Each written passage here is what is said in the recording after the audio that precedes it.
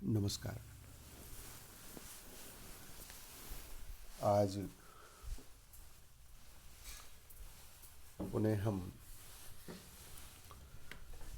अपने paper third विद्युत चुंबकत्व के अध्ययन में कुछ बेसिक बातों का पुनर्स्मरण करते हैं। आज की कुछ बातें कुछ इस प्रकार की होंगी जिनसे आप सभी परिचित हैं, परंतु ये सभी फैक्ट्स वो हैं जो अब इस अध्याय में, जो इस पेपर तृतीय में अंत तक काम में आने वाले हैं। तो कुछ बातों का स्मरण करते हुए अपन अपने विषय को खड़ा करते हैं।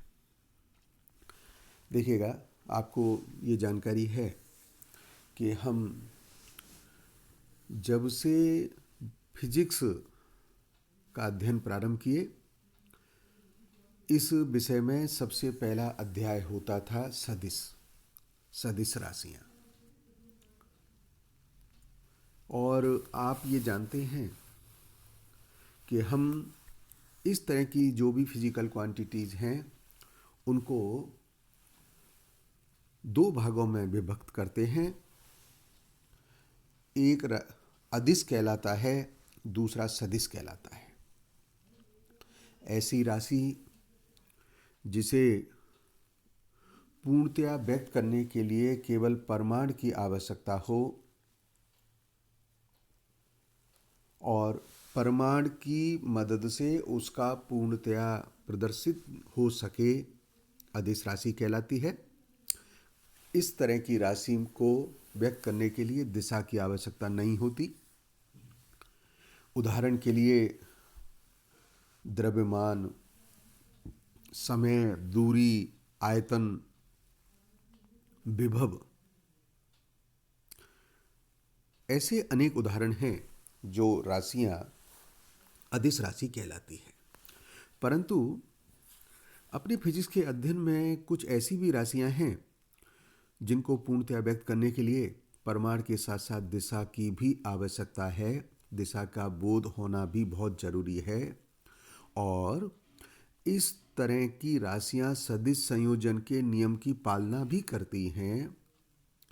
तो इस तरह के परिमाण, दिशा हो, सदिश संयोजन के नियम की पालना करे तो हम ऐसी क्वांटिटीज को वेक्टर क्वांटिटी कहते हैं।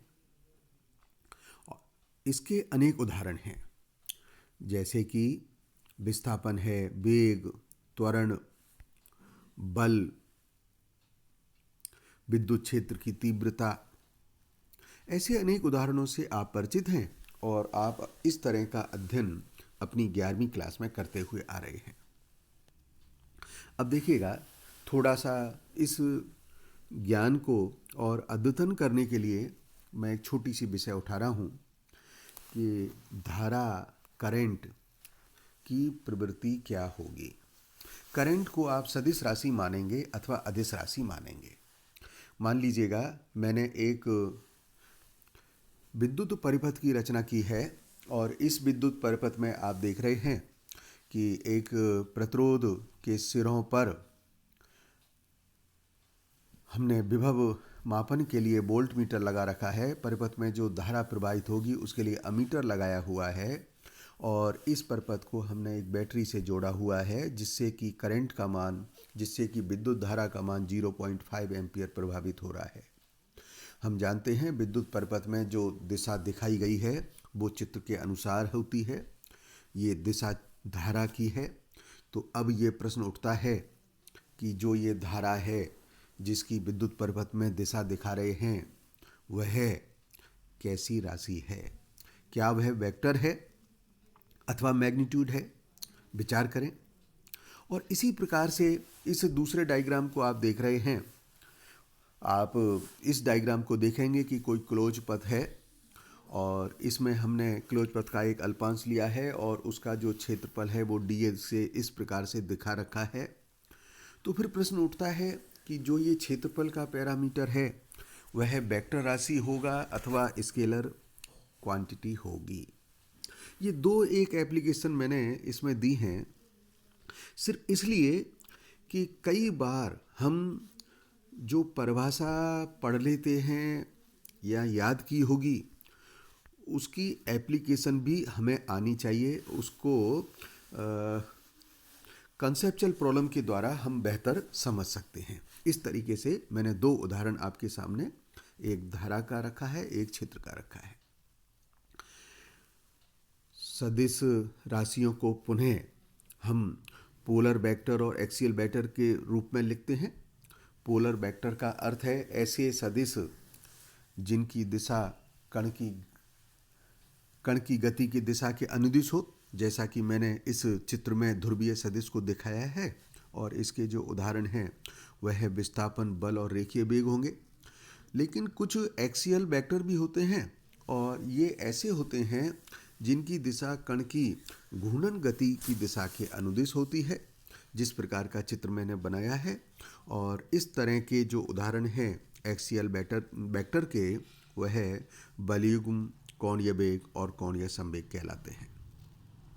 हम अपने इस अध्याय में विशेष तौर पर कई बार क्षेत्र की बात करेंगे। Electric field, vector field, scalar field. तो हमें इन शब्दों से परिचित होना बहुत ज़रूरी है। फील्ड क्या होगा, वेक्टर फील्ड क्या होगा, स्केलर फील्ड क्या होगा। और आपको ध्यान होना चाहिए कि अपने जो प्रश्न पत्र जो परीक्षा में आना है उसका जो पार्ट 1 है, उस पार्ट 1 में छोटे छोटे प्रश्न आते हैं और उन छोटे छोटे प्रश्नों में इस प्रकार के प्रश्न सामान्यतः पूछे जाते रहते हैं। सदिश क्षेत्र क्या होगा, अदिश क्षेत्र क्या होगा, इसलिए हमें इस विषय को समझ लेना चाहिए। क्षेत्र, फील्ड, वह स्पेस जिसमें उस भौतिक राशि को व्यक्त कर स्पेस के प्रत्येक बिंदु के निर्देशांक पर उसके प्रभाव का हम अध्ययन करें। स्पेस के प्रत्येक बिंदु के निर्देशांक पर उसके प्रभाव का हम अध्ययन करते हैं। यह जब करते हैं तो यह क्षेत्र कहलाता है। गुरुत्वीय क्षेत्र, विद्युत क्षेत्र, ऐसे अनेक क्षेत्रों से हम परिचित हैं। क्षेत्र को पुनः 2 वर्गों में बांटा गया है। एक सदिश क्षेत्र कहलाएगा, एक अदिश क्षेत्र कहलाएगा। अदिश क्षेत्र का अर्थ है ऐसा स्पेस, ऐसा क्षेत्र जिसमें किसी भौतिक अदिश राशि का मान स्पेस के प्रत्येक बिंदु के निर्देशांक का फलन हो। इस केस में स्पेस के प्रत्येक बिंदु पर सिर्फ कोऑर्डिनेट का फंक्शन है। जैसे कि मैंने लिखा है फाई इज इक्वल्स टू, मान लीजिए कोई फाई क्षेत्र को रिप्रेजेंट कर रहा है तो phi is equals to phi x by z. ये केवल कोऑर्डिनेट का फंक्शन है। उदाहरण इसके जैसे हमने दिए हैं, टेम्परेचर है, डेंसिटी है, प्रेशर है, विद्युत विभव है। लेकिन दूसरा एक वर्ग और है जिसको कि हम वेक्टर फील्ड कहते हैं। और इस तरह के वेक्टर फील्ड में किसी भौतिक राशि का जो मान है वह मैग्नीट्यूड और डायरेक्शन दोनों के निर्देशांक का फलन होता है। जैसा कि मैंने इस डायग्राम में लिया है, vector A is equals to vector A x by z. और इस तरह के जो हम उदाहरण लेते हैं वह उदाहरण गुरुत्वीय क्षेत्र और विद्युत क्षेत्र में लिए जाते हैं। तो अब आप क्षेत्र से परिचित हो चुके हैं। क्षेत्र का क्या अर्थ है, अदिश क्षेत्र का क्या अर्थ है और सदिश क्षेत्र का क्या अर्थ है। फिर अपने पाठ्यक्रम में हमने प्रोडक्ट ऑफ वेक्टर्स रखे हैं और इन प्रोडक्ट ऑफ वेक्टर से आप परिचित हैं। जैसे कि जब हम प्रोडक्ट ऑफ वेक्टर लेते हैं तो इसकी किस किस प्रकार की संभावनाएं हो सकती हैं उसको मैंने डायग्राम से दिखाया है।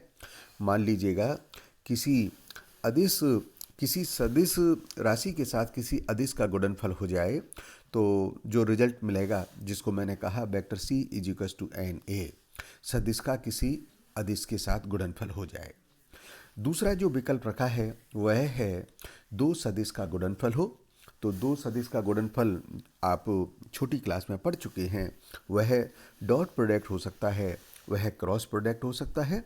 और जैसा कि मैंने यहाँ पे लिखा है, डॉट प्रोडक्ट को हम स्केलर प्रोडक्ट भी बोलते हैं, उसी प्रकार से क्रॉस प्रोडक्ट को हम वेक्टर प्रोडक्ट भी बोलते हैं।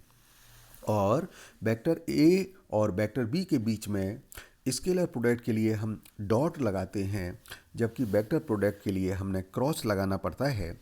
और ऐसा मैंने इन दोनों केसेस में आपको दिखा रखा है।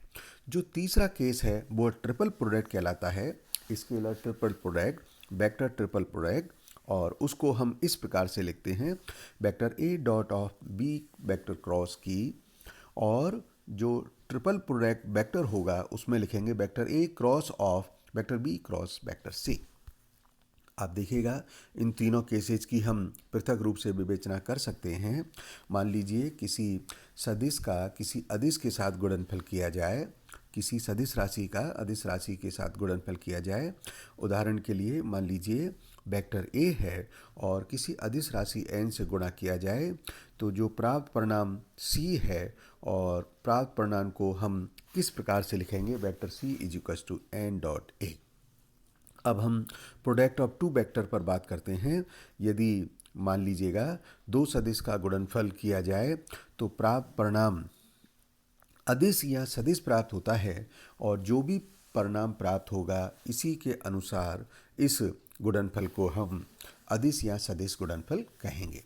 तो डॉट प्रोडक्ट या अदिश गुणनफल, तो इसका अर्थ है कि दो सदिश को गुणा करने पर यदि परिणाम एक अदिश राशि प्राप्त हो तो ऐसे गुणनफल को हम अदिश गुणनफल कहेंगे।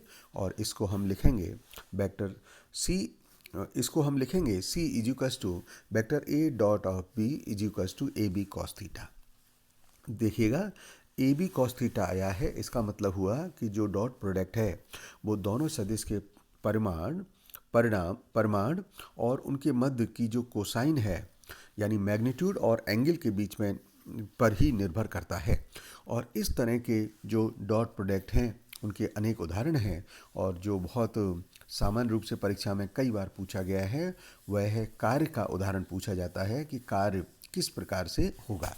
तो किए गए कार्य को हम गणितीय रूप में किस प्रकार से लिखते हैं, W is equals to vector F dot D, अर्थात एफ डी कॉस थीटा। तो बल एवं विस्थापन का जो डॉट प्रोडक्ट है वह किया गया कार्य बनेगा और यह एक अदिश राशि बन जाएगा।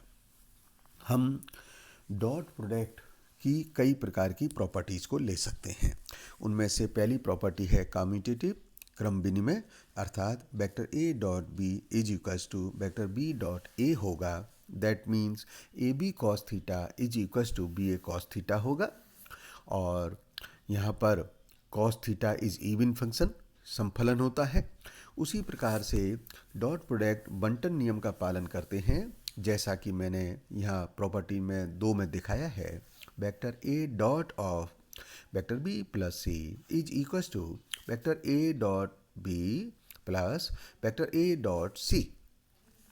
इस तरह के गुणधर्म, इस तरह के डॉट प्रोडक्ट में साहचर्य का भी गुणधर्म होता है, जिसको कि मैंने इसमें तीसरी नंबर की प्रॉपर्टी के रूप में दिखाया है। और यदि दो लंबवत वेक्टर हैं और दो लंबवत वेक्टर का जो अदिश गुणनफल होगा वह शून्य होगा, क्योंकि थीटा 90 डिग्री है, कॉस 90 जीरो बन जाता है। इसलिए c is equals to A B cos theta, A B, A और बी दो वेक्टर्स के मैग्नीट्यूड है, A B cos 90 and it is zero. तो जब कभी किसी दो वेक्टर का डॉट प्रोडक्ट जीरो आए तो हमको तुरंत समझ लेना चाहिए कि दिए गए दोनों वेक्टर्स परपेंडिकुलर हैं। और यदि ये दोनों वेक्टर पैरेलल हैं तो उस केस में इस डॉट प्रोडक्ट का मान अधिकतम होगा, और अधिकतम थीटा बराबर जीरो, यानी कॉस जीरो इज 1, सो सी बराबर ए बी। हम इस प्रकार की कई एक्सरसाइज किस प्रकार से करते हैं डॉट प्रोडक्ट के, जैसे vector A dot A is equals to A square, हम कई बार इस तरह का प्रयोग करेंगे।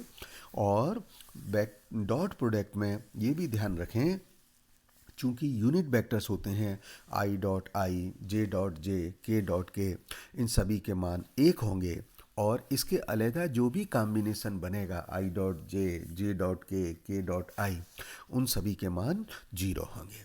इस प्रकार की इसकी डॉट प्रोडक्ट की कुछ प्रॉपर्टीज़ हैं जो हमें आगे अध्ययन में मदद करने वाली हैं। धन्यवाद।